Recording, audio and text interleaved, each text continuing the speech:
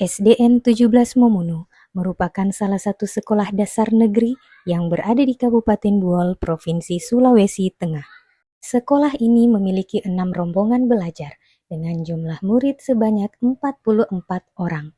Jumlah murid ini dipengaruhi oleh faktor geografi sekolah yang terletak di daerah pegunungan dan jauh dari jangkauan ibu kota kabupaten.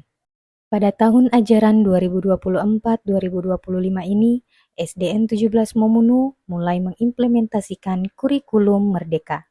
Adapun salah satu pendekatan pembelajaran yang diterapkan yaitu pembelajaran berdiferensiasi. Perkembangan dunia pendidikan yang semakin kompleks di era digital ini menekan pendekatan pembelajaran dengan satu ukuran untuk semua, tidak relevan lagi dengan kebutuhan belajar murid. Hal ini sejalan dengan filosofi pendidikan Ki Hajar Dewantara, yang mana maksud pendidikan adalah untuk menuntun segala kodrat yang ada pada anak untuk mencapai keselamatan hidup dan kebahagiaan yang setinggi-tingginya, baik sebagai manusia maupun sebagai anggota masyarakat. Sebagai pendidik, tentu kita menyadari bahwa setiap anak itu unik dan memiliki kodratnya masing-masing. Peran kita sebagai guru adalah menyediakan lingkungan belajar yang memungkinkan murid untuk tumbuh dan berkembang sesuai kodratnya.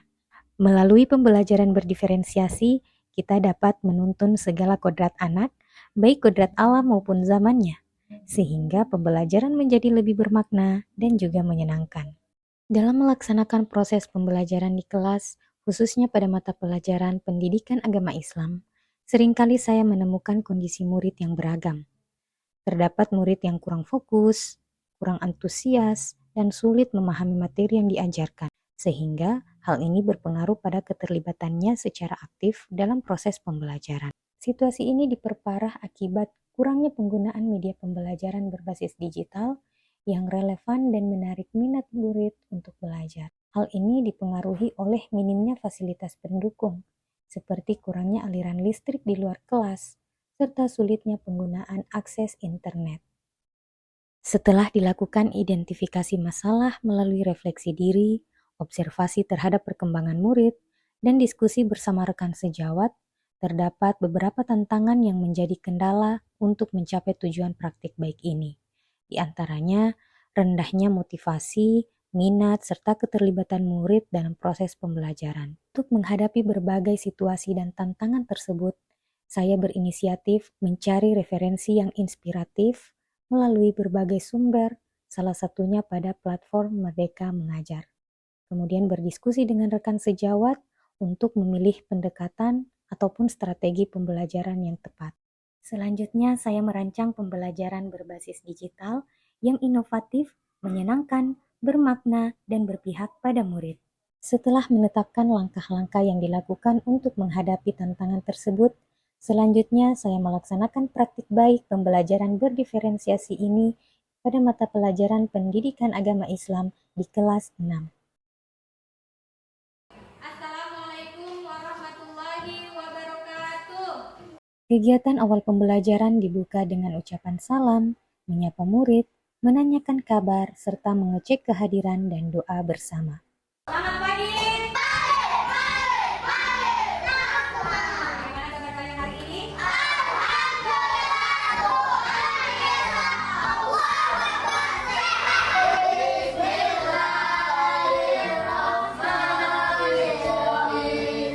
Dilanjutkan dengan ice breaking sebagai upaya untuk meningkatkan motivasi, melatih fokus, dan menumbuhkan rasa bahagia pada murid saat mengikuti proses pembelajaran.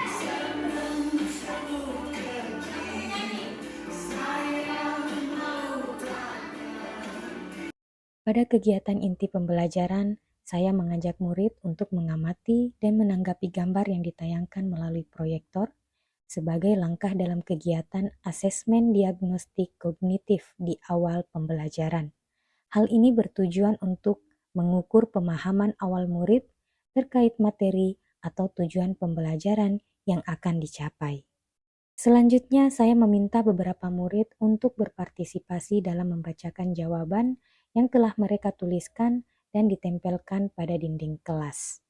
Setelah menganalisis hasil jawaban setiap murid, selanjutnya saya memetakan murid berdasarkan level pemahaman atau kesiapan belajarnya. Berdasarkan pemetaan ini, murid lalu dibentuk menjadi 3 kelompok dengan level pemahaman, tahap berkembang, tahap cakap, dan tahap mahir. Setiap kelompok akan mendapatkan konten materi dengan tingkat kesulitan yang berbeda, sesuai dengan level pemahamannya. Adapun konten materi ini disajikan dengan visualisasi yang berbeda pula sesuai dengan minat serta gaya belajar murid. Adapun hal menarik dalam pembelajaran berdiferensiasi melalui penggunaan media pembelajaran berbasis digital ini, yaitu setiap kelompok akan mengakses konten materinya melalui metode scan QR Code menggunakan Google Lens pada gawai yang telah disediakan oleh guru. Selanjutnya, QR Code yang berhasil di-scan oleh siswa akan tertaut pada link materi yang telah disimpan pada Google Drive. Hal ini saya lakukan untuk mengatasi sulitnya akses internet yang tersedia, sehingga dengan cara ini, murid dapat mengakses materi secara online meski dengan kekuatan jaringan internet yang minim. Adapun visualisasi konten materi yang tersaji pada setiap kelompok, saya berikan secara bervariasi pula. Terdapat materi dalam bentuk komik dan skenario cerita yang saya buat menggunakan aplikasi Canva. Selain itu, saya juga menyajikan materi dalam bentuk video yang didownload dari YouTube.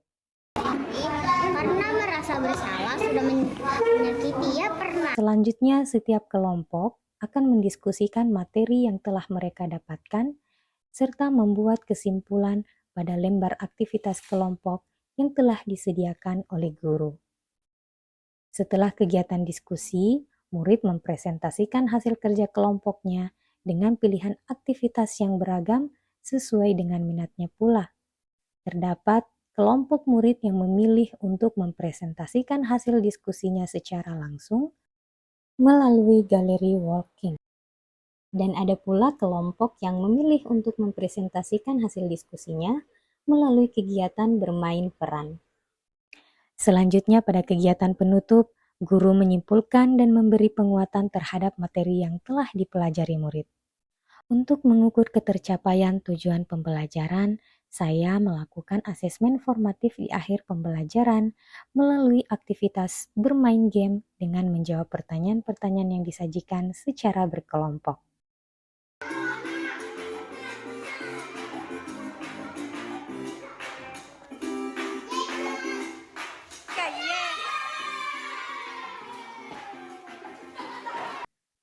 Setelah itu, untuk mengukur efektivitas proses pembelajaran ini, guru dan murid kemudian melakukan kegiatan refleksi bersama dengan tujuan untuk mendapatkan umpan balik terkait hal-hal baik yang sudah dilakukan selama proses pembelajaran maupun hal-hal yang masih perlu untuk diperbaiki ke depan.